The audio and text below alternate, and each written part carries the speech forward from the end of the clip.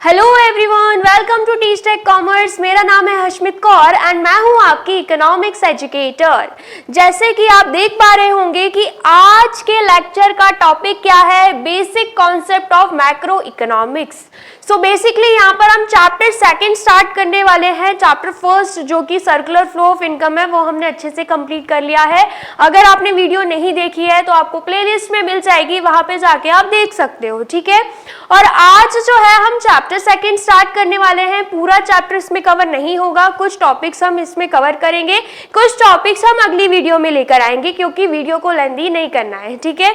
आया समझ में? तो आपको एंड तक बने रहना है ताकि ये चैप्टर आपको अच्छे से समझ में आए, क्योंकि बहुत ही इंपॉर्टेंट चैप्टर है। इसमें फॉर्मूलाज वगैरह भी आपको देखने को मिल जाएंगे एंड जो भी थ्योरी पार्ट में अभी आपको समझाऊंगी ना वो भी बहुत ज्यादा जरूरी है, क्योंकि उनका यूज किस फॉर्मूले में होगा या नहीं होगा वो आपको समझ में आ जाएगा इसके थ्रू, ठीक है। आया समझ में? चलिए, तो यहाँ पर हमारा सबसे पहला टॉपिक क्या है, डोमेस्टिक टेरिटरी, जिसे हम इकोनॉमिक टेरिटरी बोलते हैं। तो डोमेस्टिक टेरिटरी का मतलब क्या होता है?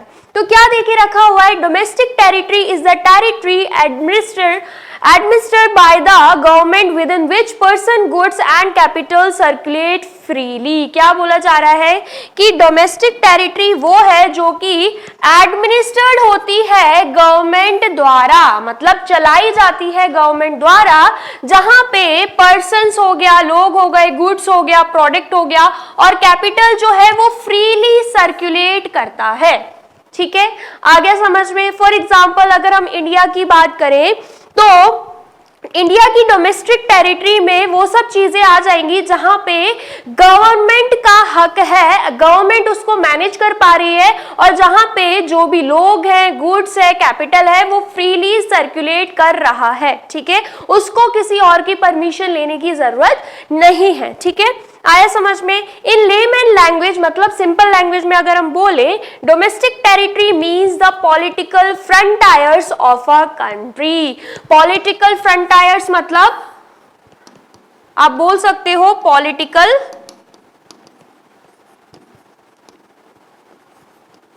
Borders, okay. तो डोमेस्टिक टेरिटरी का क्या मतलब है, पॉलिटिकल बॉर्डर्स और political frontiers of a country, ठीक है। आया समझ में? जैसे कि अगर हम बात करें, अगर इंडिया इस साइड है एंड पाकिस्तान इस साइड है, ठीक है, मैप तो आपने देखा ही होगा, एंड इंडिया एंड पाकिस्तान के बीच में एक लाइन है जो कि हमें बताता है कि इस तरफ जाओगे तो इंडिया है और इस तरफ जाओगे तो पाकिस्तान है। तो ये क्या कहलाया जाएगा, इंडिया और पाकिस्तान के बीच में पॉलिटिकल फ्रंटायर, पॉलिटिकल बॉर्डर बना हुआ है, ठीक है। आया समझ में? ये पूरा ही पार्ट किसका है, इंडिया का है, ठीक है। आ गया समझ में? तो यहाँ पर जो भी चीजें हो रही होंगी, लोग रह रहे होंगे, ठीक है, गुड्स यहाँ से वहां ट्रांसफर हो रहे होंगे, सब फ्रीली हो सकते हैं, ठीक है, वो भी गवर्नमेंट की परमिशन से, क्योंकि गवर्नमेंट क्या है, उसे इजाजत दे रही है। यहाँ पर इंडिया की गवर्नमेंट का हक है, ठीक है। आया समझ में? चलिए, अब उसके बाद हम यहाँ पर देख लेते हैं कि जो political frontiers, political border word use हुआ है ना, तो उसमें क्या क्या इंक्लूड हो जाएगा, ठीक है। आया समझ में? चलिए, तो यहां पर देखिए आप, सबसे पहले हमें क्या देके रखा है, ships and aircraft owned and operated by normal resident between 2 और मोर कंट्रीज। सबसे पहले तो हम नॉर्मल रेसिडेंट का मतलब समझते हैं, आगे हम डिटेल में पढ़ेंगे, अभी शॉर्ट में समझो। नॉर्मल रेसिडेंट वो लोग होते हैं जो किसी भी कंट्री में 1 साल से ज्यादा कमा रहे होते हैं, खा रहे होते हैं, खर्चा कर रहे होते हैं, रह रहे होते हैं, ठीक है। आया समझ में? सो बेसिकली उनका इकोनॉमिक इंटरेस्ट एक पर्टिकुलर कंट्री में अगर 1 साल से ज्यादा है तो उस इंसान को हम उस कंट्री का नॉर्मल रेसिडेंट मानेंगे।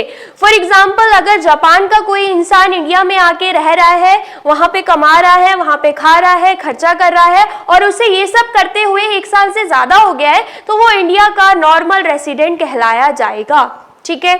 आया समझ में? और इंडिया में जो ऑलरेडी बॉर्न हुए हैं, वहीं पे रह रहे हैं, खा रहे हैं सब कुछ, तो वो तो वैसे भी नॉर्मल रेसिडेंट होते ही हैं, ठीक है। आया समझ में? तो बोला जा रहा है जो भी शिप्स रहेंगी, एयरक्राफ्ट्स रहेंगे जो कि नॉर्मल रेसिडेंट द्वारा 2 या 2 से ज्यादा कंट्री में चलाए जाते हैं, तो वो भी डोमेस्टिक टेरिटरी में आएंगे। फॉर एग्जाम्पल अगर इंडिया का कोई शिप है या इंडिया का कोई एयरक्राफ्ट है, वो दूसरी कंट्री में, रशिया में जाके उड़ रहा है और उसे कौन चला रहा है? नॉर्मल रेसिडेंट, इंडिया का नॉर्मल रेसिडेंट, तो वो किसकी डोमेस्टिक टेरिटरी में आएगा? रशिया की नहीं, वो इंडिया की ही डोमेस्टिक टेरिटरी में आएगा, उसमें इंडिया का ही हक है, इंडिया की गवर्नमेंट का ही हक है। ठीक है, आया समझ में? चलिए यहाँ पे एग्जांपल भी देके रखा हुआ है। Planes operated by Air India between Russia and Japan are part of the domestic territory of India. बोला जा रहा है प्लेन है जो कि एयर इंडिया द्वारा ऑपरेट किया जा रहा है, वो भी रशिया एंड जापान कंट्री के बीच में, तो वो किसकी डोमेस्टिक टेरिटरी में आएगा? इंडिया की डोमेस्टिक टेरिटरी में आएगा। ठीक है, आया समझ में? उसके बाद similarly planes operated by Singapore Airways between India and Japan are a part of the domestic territory of Singapore. बोला जा रहा है अगर कोई भी प्लेन सिंगापुर एयरवेज द्वारा ऑपरेट किया जा रहा है, वो भी इंडिया एंड जापान के बीच में, तो वो ना ही इंडिया की डोमेस्टिक टेरिटरी में आएगा और ना ही जापान की डोमेस्टिक टेरिटरी में आएगा। वो कहां पे आ जाएगा? ऑपरेट कौन कर रहा है? सिंगापुर एयरवेज, तो ऑफ कोर्स वो सिंगापुर के डोमेस्टिक टेरिटरी में आ जाएगा। ठीक है, कोई डाउट होना नहीं चाहिए। ठीक है, आगे समझ में? चलिए अब सेकंड पे आ जाते हैं। Fishing vessels, oil and natural gas rigs and floating platforms operated by the resident of a country in the international waters where they have exclusive rights of operation. बोला जा रहा है जो भी फिशिंग वेसल्स है, बोट्स वगैरह हो गई, ऑयल हो गया, नेचुरल गैस रिग्स हो गया, ठीक है, फ्लोटिंग प्लेटफॉर्म हो गया, जो कि अगेन रेसिडेंट द्वारा, नॉर्मल रेसिडेंट द्वारा ऑपरेट किया जा रहा है, वो भी इंटरनेशनल वाटर्स में, तो वो किसकी डोमेस्टिक टेरिटरी में आएगा? उस कंट्री की जिस कंट्री का नॉर्मल रेसिडेंट उसे ऑपरेट कर रहा है। फॉर एग्जांपल इंडिया का कोई बोट है, अगर वो इंटरनेशनल वाटर में फ्लोट कर रहा है, ठीक है, वहां पे चल रहा है एंड ऑपरेट उसको हमारी कंट्री का ही नॉर्मल रेसिडेंट कर रहा है, तो वो किसकी डोमेस्टिक टेरिटरी में आएगा? हमारी इंडिया की ही डोमेस्टिक टेरिटरी में आएगा, क्योंकि उसमें हक किसका है? गवर्नमेंट का, हमारी गवर्नमेंट का। ठीक है, आया समझ में? चलिए यहाँ पे एग्जाम्पल भी देके रखा है, जैसे कि fishing boats operated by Indian fisherman in the international waters of Indian Ocean will be considered as a part of domestic territory of India। वही सेम बात बोली जा रही है। ठीक है, आया समझ में? चलिए थर्ड हम देख लेते हैं। एम्बेसीज मतलब जो भी गवर्नमेंट रहती है, जैसे कि इंडिया की गवर्नमेंट अगर कहीं बाहर काम कर रही है, रशिया में जाके, जापान में जाके, वहां पर है, वहां पे ऑपरेट कर रही है, ठीक है, लेकिन है वो किसकी गवर्नमेंट? इंडिया की। ठीक है, embassies, consulates and military establishment of a country located abroad, वही बात बोली जा रही है। जो भी एम्बेसीज हैं, कॉन्सुलेट्स हैं, मिलिट्री एस्टैब्लिशमेंट है एक कंट्री का, वो अब्रॉड में है, ठीक है, तो उसको किस में काउंट करेंगे? क्या अब्रॉड का काउंट करेंगे? नहीं, वो भी डोमेस्टिक टेरिटरी में आ जाएगा। ठीक है, फॉर एग्जाम्पल अगर इंडिया की एम्बेसीज जो है या मिलिट्री एस्टैब्लिशमेंट अगर फॉरेन कंट्री में है, कनाडा में है, तो वो किसकी डोमेस्टिक टेरिटरी में आएगा? इंडिया की ही डोमेस्टिक टेरिटरी में आएगा। ठीक है, आ गया समझ में? For example Indian embassies in Russia is a part of domestic territory of India. ठीक है, आया समझ में? बहुत ही सिंपल है। चलिए नेक्स्ट देखते हैं। नेक्स्ट हमें क्या देके रखा हुआ है? Domestic territory does not include. अब बोला जा रहा है कि डोमेस्टिक टेरिटरी में क्या नहीं आएगा। तीन चीजें हमने देखी जो डोमेस्टिक टेरिटरी में आएगी, फिर से एक बार देख लेते हैं क्या क्या। शिप्स, एयरक्राफ्ट्स जो कि नॉर्मल रेसिडेंट किसी भी कंट्री का ऑपरेट कर रहा है, तो वो नॉर्मल रेसिडेंट की कंट्री का ही डोमेस्टिक टेरिटरी में आएगा। ठीक है, आया समझ में? नेक्स्ट उसके बाद फिशिंग वेसल्स हो गए, ऑयल हो गया, नेचुरल गैस रिग्स हो गई, या कोई भी फ्लोटिंग प्लेटफॉर्म्स हो गया जो कि इंटरनेशनल वाटर में नॉर्मल रेसिडेंट द्वारा ही ऑपरेट किया जा रहा है, तो वो अगेन उस कंट्री के किस में आएगा? डोमेस्टिक टेरिटरी में, जिसका नॉर्मल रेसिडेंट उसे ऑपरेट कर रहा है। ठीक है, नेक्स्ट फिर आ जाता है एम्बेसीज, कॉन्सुलेट्स अगर अब्रॉड में ही है, लेकिन वो अब्रॉड के डोमेस्टिक टेरिटरी में नहीं आएंगे। कहां पे आएंगे? जिस कंट्री के वो एम्बेसीज है, जिस कंट्री की वो गवर्नमेंट है या मिलिट्री एस्टैब्लिशमेंट है, उसी के डोमेस्टिक टेरिटरी में आएंगे। ठीक है, आया समझ में? चलिए नेक्स्ट हम देख लेते हैं कि डोमेस्टिक टेरिटरी में क्या इंक्लूड नहीं होगा। ठीक है, तो पहला है embassies, consulates and military establishment of a foreign country. For example अगर बाहर की गवर्नमेंट है, रशिया की गवर्नमेंट है, इंडिया में ऑपरेट कर रही है, ठीक है तो वो रशिया की, हक किसका होगा? रशिया का। क्या वो इंडिया की डोमेस्टिक टेरिटरी में आएगी जस्ट बिकॉज वो इंडिया में रह के ऑपरेट कर रही है? नहीं, वो रशिया की ही डोमेस्टिक टेरिटरी में काउंट होगी, ठीक है। तो बोला जा रहा है कि क्या नहीं इंक्लूड होगा? जो भी embassies, consulates and military establishment foreign country की होंगी वो इंडिया की डोमेस्टिक टेरिटरी में नहीं आएंगे, ठीक है। आया समझ में? चलिए, for example Japanese embassy in India is a part of domestic territory of Japan, ठीक है। जापानीज एम्बेसी है जो कि इंडिया में काम कर रही है, तो वो डोमेस्टिक टेरिटरी ऑफ जापान में ही काउंट होगा, ठीक है।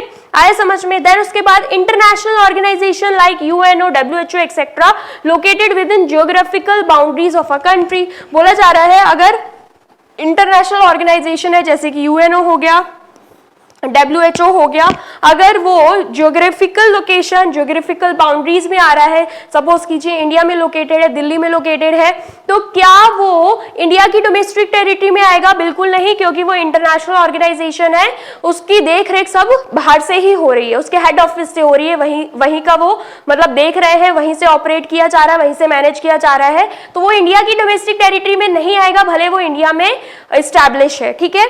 आया समझ में? वो बाहर का ही जहां से ऑपरेट हो रहा है वहीं का कहलाया जाएगा, ठीक है।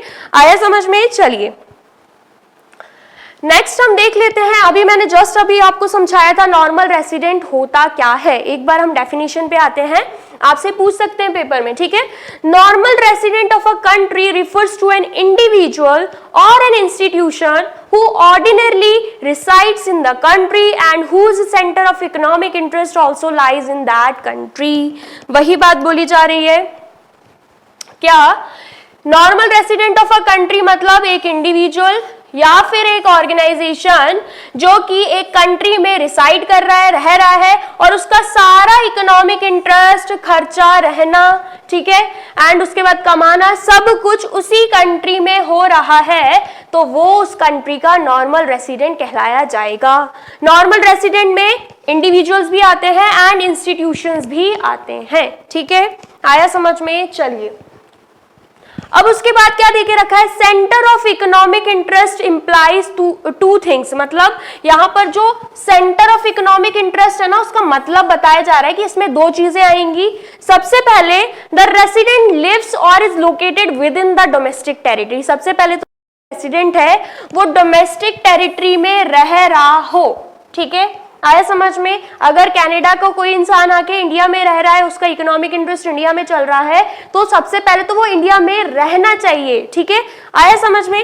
The resident carries out basic economic activities of earning, spending and accumulation from that location. अब वो इंडिया में रह रहा है तो क्या बोला जा रहा है कि जो उसकी बेसिक इकोनॉमिक एक्टिविटीज है ना, अब रह रहा है तो खाने के लिए कुछ तो चाहिए रहेगा, अब खाने के लिए कुछ चाहिए तो कमाना पड़ेगा, तो वो सभी चीजें इंडिया में रह के कर रहा है, अर्निंग भी, स्पेंडिंग भी, ठीक है। आया समझ में? तो वो इंडिया का क्या कहलाया जाएगा?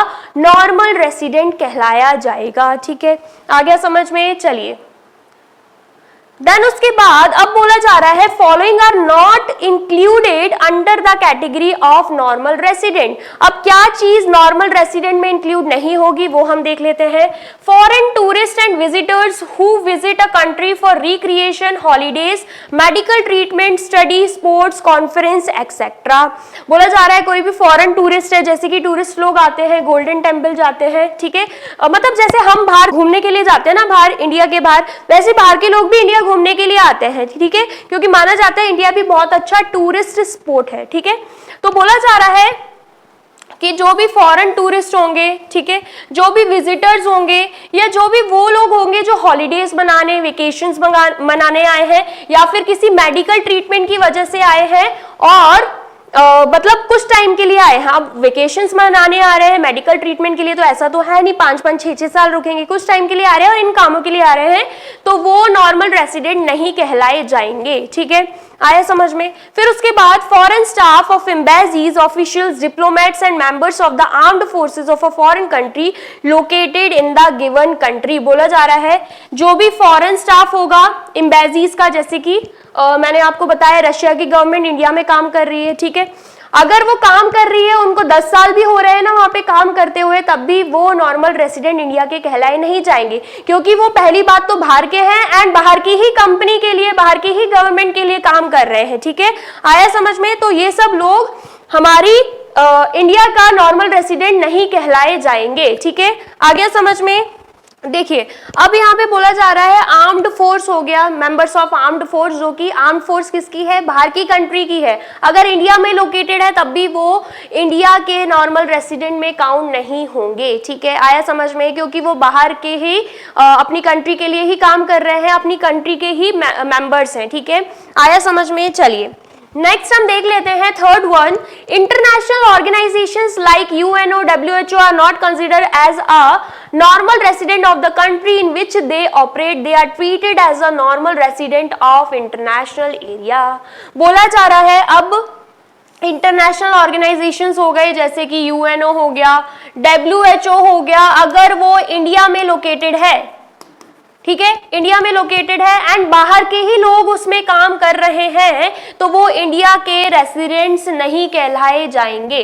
ठीक है, are not considered as normal resident of the country in which they operate. ठीक है, आ गया समझ में? चलिए फिर उसके बाद बोला जा रहा है कि अगर इंटरनेशनल ऑर्गेनाइजेशन में जो लोग, जो एम्प्लॉयज काम कर रहे हैं, भले ही वो इंडिया में लोकेटेड है, लेकिन बाहर के लोग अगर उस कंपनी में काम कर रहे हैं तो वो बाहर के ही नॉर्मल रेसिडेंट कहलाए जाएंगे। ठीक है, आया समझ में? सपोज कीजिए जो यूएनओ है एंड डब्ल्यूएचओ है वो अमेरिका में है उसका हेड ऑफिस, ठीक है, लेकिन एक ब्रांच जो है वो इंडिया में भी खुली हुई है। ठीक है, आया समझ में? तो यहाँ पर बोला जा रहा है कि अगर अमेरिका के ही लोग इंडिया में आके काम कर रहे हैं ना उसी ऑर्गेनाइजेशन में, तब भी वो नॉर्मल रेसिडेंट अमेरिका के ही कहलाए जाएंगे, इंडिया के नहीं। ठीक है, आया समझ में? और अगर इंडिया के लोग इस ऑर्गेनाइजेशन में काम कर रहे हैं तो वो तो वैसे भी इंडिया में रह रहे हैं, इंडिया के ही लोग हैं, तो ऑफ कोर्स इंडिया के तो नॉर्मल रेसिडेंट कहलाए जाएंगे, भले बाहर की कंपनी में काम कर रहे हैं। ठीक है, इतना समझ में आया? चलिए नेक्स्ट क्या है, employees of international organisation are considered as resident of the countries to which they belong and not of the international areas. वही बात बोली जा रही है जो अभी मैंने समझाया कि अगर कोई भी एम्प्लॉय इंटरनेशनल ऑर्गेनाइजेशन का है तो वो रेसिडेंट कहलाया जाएगा उसी कंट्री का जहां से वो आया है, मतलब इंटरनेशनल एरिया का ही नॉर्मल रेसिडेंट कहलाया जाएगा। ठीक है, for example an American working in UNO office, वही बात कर दी कि एक अमेरिकन अगर यूएनओ ऑफिस में काम कर रहा है जो कि इंडिया में लोकेटेड है, तो वो नॉर्मल रेसिडेंट कहलाया जाएगा अमेरिका का, ना कि इंडिया का। ठीक है, आ गया समझ में? क्लियर हुआ? चलिए और एक और बात मैं आपको बताती हूं, अगर कोई ऑर्गेनाइजेशन इंडिया का है, ऑर्गेनाइजेशन, ठीक है, ऑर्गेनाइजेशन इंडिया का है, सपोज कीजिए ये ऑर्गेनाइजेशन है जो कि इंडिया का है एंड यहां पर ये जो अमेरिका का एम्प्लॉय है वो आके काम कर रहा है। ठीक है, अमेरिकन काम कर रहा है, तो अब हम नहीं बोलेंगे, और उसको 1 साल से ज्यादा हो गया है, मोर देन 1 ईयर, ठीक है, 1 साल से ज्यादा हो गया है, इसी ऑर्गेनाइजेशन में, इंडिया की ही ऑर्गेनाइजेशन में काम कर रहा है, यहीं पे रह के खर्चा कर रहा है, यहीं पे रह रहा है। ठीक है, और उसको 1 साल से ज्यादा हो गया है, तो अब हम नहीं बोलेंगे कि ये जो एम्प्लॉय है वो नॉर्मल रेसिडेंट है अमेरिका का, अब हम मानेंगे कि ये जो एम्प्लॉय है वो इंडिया का ही नॉर्मल रेसिडेंट है, क्योंकि वो इंडिया की ऑर्गेनाइजेशन में काम कर रहा है, इंडिया में ही रह रहा है, इंडिया में ही खर्चा कर रहा है, सारी स्पेंडिंग्स उसकी इंडिया में ही हो रही है। ठीक है, आया समझ में? फॉर एग्जाम्पल अगर इंडिया का कोई इंसान कनाडा में जाके काम कर रहा है, कनाडा की कंपनी में काम कर रहा है एंड उसको 1 साल से ज्यादा हो गया, तो वो कनाडा का नॉर्मल रेसिडेंट कहलाया जाएगा। ठीक है, आया समझ में? अब मुझे ये नहीं पता है कि कनाडा के क्या रूल्स हैं, कि कितने टाइम तक वो मानते हैं कि वहां पर रहना पड़ेगा तभी वो नॉर्मल रेसिडेंट कहलाए जाएंगे, बट मैंने जस्ट एक एग्जाम्पल दिया है कि अगर वहां पे जाके 1 साल से ज्यादा हो गया है, वहीं की कंपनी में काम कर रहे हैं, सब कुछ कर रहे हैं, खर्चा वहां पे, ठीक है, सब कुछ वहीं कर रहे हैं, तो वो वहां के नॉर्मल रेसिडेंट कहलाए जाएंगे। ठीक है, आ गया? क्लियर हुआ? चलिए नेक्स्ट हम बात कर लेते हैं crew members of foreign vessels, commercial travellers and seasonal workers provided their stay is less than 1 year. बोला जा रहा है जो भी क्रू मेंबर्स होते हैं, ठीक है, वो भी फॉरेन वेसल्स के, फॉरेन बोट्स के, या फिर कमर्शियल ट्रैवलर्स हो गए, या फिर सीजनल वर्कर्स हो गए जो सीजन के टाइम पे इंडिया में आके काम कर रहे हैं, ठीक है, कुछ टाइम के लिए आते हैं, लेकिन उनका जो स्टे होता है इंडिया में वो 1 साल से ज्यादा नहीं होता, 1 साल से कम ही होता है, तो हम उन्हें भी इंडिया का नॉर्मल रेसिडेंट नहीं मानेंगे, ठीक है, आया समझ में। देन उसके बाद border workers who live near the international border and cross the border on a regular basis to work in the other country, they are treated as normal resident of the country where they live and not where they work। क्या बोला जा रहा है कि जो भी border workers रहते हैं ना, जो भी बॉर्डर वर्कर्स हैं, जैसे कि फिर से एग्जांपल देते हैं इंडिया एंड पाकिस्तान का, ठीक है, अब ये हो गया border.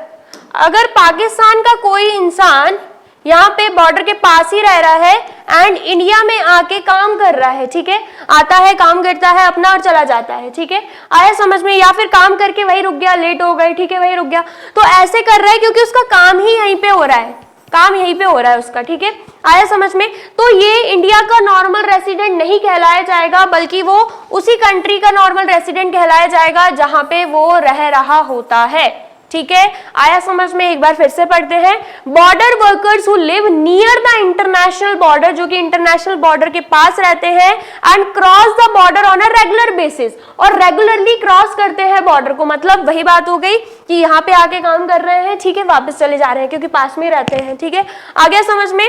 They are treated as normal resident of the country where they live and not where they work। तो वो normal resident of a country कहलाए जाएंगे, किस कंट्री के, जहां पे वो रह रहे हैं, मतलब पाकिस्तान के, ना कि जहां पे वो वर्क कर रहे हैं, ठीक है, आ गया समझ में। चलिए देन उसके बाद अब हम पढ़ लेते हैं topic citizenship and residentship are 2 different terms.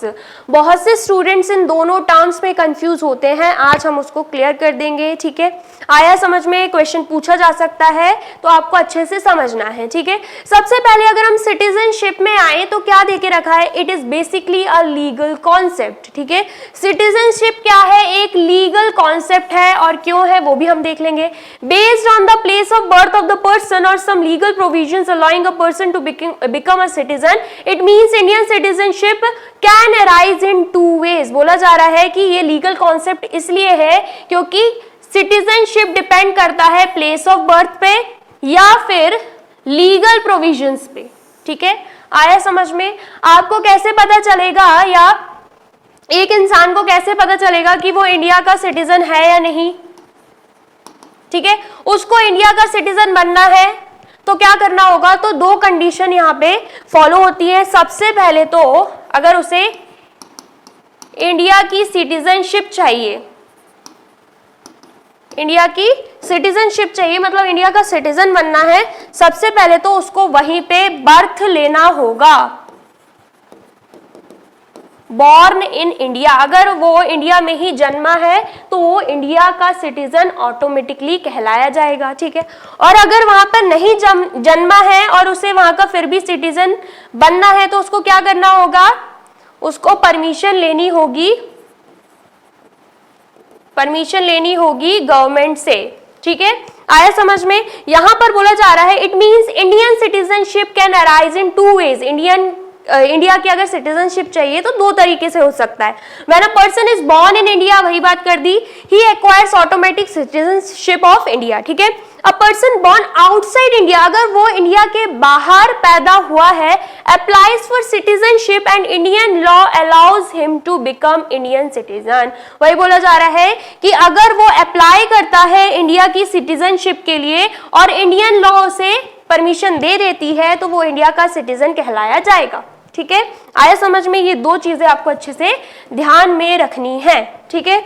चलिए अब हम आ जाते हैं रेसिडेंटशिप पे, ठीक है। तो रेसिडेंटशिप के बारे में बोला जा रहा है it is an economic concept based on basic economic activities performed by a person. So citizenship मतलब यहां पर नॉर्मल रेसिडेंट की ही बात हो रही है, ठीक है, किसकी बात हो रही है? नॉर्मल रेसिडेंट की ही बात हो रही है। अगर हमें किसी कंट्री का नॉर्मल रेसिडेंट बनना है या रेसिडेंटशिप चाहिए, एक ही बात है, ठीक है। तो कैसे मिल पाएगा? आपको उस कंट्री में 1 साल से ज्यादा रहना पड़ेगा, वहां पे रुकना पड़ेगा, वहां पे खर्चा करना पड़ेगा, वहीं पे कमाना पड़ेगा, मतलब उसकी जो बेसिक इकोनॉमिक एक्टिविटीज हो रही है वो वहीं पे होनी चाहिए, उसी कंट्री में जहां का उसे नॉर्मल रेसिडेंट बनना है या रेसिडेंटशिप चाहिए, ठीक है। इतना आया समझ में। सेकंड बात बोली जा रही है, an individual is a normal resident of a country if he ordinarily resides in the country for a period of more than 1 year. जैसे कि मैंने आपको बताया था, 1 साल से ज्यादा उसको वहां पे रहते हुए, खाते हुए, खर्चा करते हुए हो गए हैं, ठीक है। And his centre of economic interest, मतलब वहीं पे अर्निंग कर रहा है वो भी उसी कंट्री में, ठीक है। आया समझ में। अब यहाँ पर एग्जाम्पल के साथ आप डिफरेंस समझिए सिटीजनशिप एंड रेसिडेंटशिप में, ठीक है। सपोज कीजिए ये चाइना है, ये इंडिया है, ठीक है। आ गया समझ में। चलिए चाइना हटा देते, कनाडा कर देते हैं। ये कनाडा है, ये इंडिया है, ठीक है। अब कनाडा का कोई इंसान है, इसका नाम हम रख देते हैं अमन, ठीक है। आया समझ में। अब ये जो इंसान है ये कहां पे आ गया? ये आ गया इंडिया में। कहां पे आ गया? इंडिया में आ गया। अब इसको हो गया है 1 साल से ज्यादा, मोर देन 1 ईयर, ठीक है। 1 साल से ज्यादा हो गया, यहीं पे उसकी सारी इकोनॉमिक एक्टिविटीज हो रही है, मतलब उसका इकोनॉमिक इंटरेस्ट इसी कंट्री में चल रहा है, ठीक है। तो अब ये जो अमन है कहां का नॉर्मल रेसिडेंट कहलाया जाएगा? कहां का कहलाया जाएगा? ऑफ कोर्स वो इंडिया का कहलाया जाएगा। मतलब इस अमन को रेसिडेंटशिप मिल जाएगी इंडिया की, ठीक है। लेकिन अगर हम बात करते हैं कि ये जो अमन है जो कि कनाडा में ही बॉर्न हुआ है, यहां पर हम लिख देते हैं, यहां पर हम क्लियरली लिख लेते हैं बॉर्न इन कनाडा, जो कि कनाडा में बॉर्न हुआ है लेकिन यहां पे रहा है 1 साल से ज्यादा हो गया, यहीं पे उसका इकोनॉमिक इंटरेस्ट चल रहा है, इसलिए वो नॉर्मल रेसिडेंट कहलाया जा रहा है इंडिया का। लेकिन वो सिटीजन कहां का होगा? उसकी सिटीजनशिप कहां पे होगी? वो होगी कनाडा की। ये जो अमन है वो सिटीजन ऑफ कनाडा कहलाया जाएगा क्योंकि ये बॉर्न कहां पे हुआ है? कनाडा में, ठीक है। आया समझ में। अब डिफरेंस समझ में आया कि इस अमन की जो सिटीजनशिप है वो कहां की है? कनाडा की, और रेसिडेंटशिप कहां की है? इंडिया की, क्योंकि उसको यहां पर रहते 1 साल से ज्यादा हो गया है, ठीक है। आई होप आपको डिफरेंस समझ में आया है और वीडियो लेक्चर भी अच्छा लगा है। ऐसी और देखने के लिए आपको बने रहना होगा हमारे साथ। आई होप आपने इस चैनल को सब्सक्राइब कर दिया है, नहीं किया है तो फटाफट से कर दीजिए। और आगे के टॉपिक्स अगर आपको देखने हैं तो हमारे साथ यूं ही बने रहना। इस वीडियो को लाइक कर दीजिए अगर आपको वीडियो अच्छी लगी है, एंड कमेंट भी करके जाना। वीडियो को ज्यादा से ज्यादा शेयर कर दीजिए अपने दोस्तों के साथ, भाई बहनों के साथ, ठीक है। आया समझ में। अब मिलते हैं नेक्स्ट लेक्चर में। Till then take care, bye bye.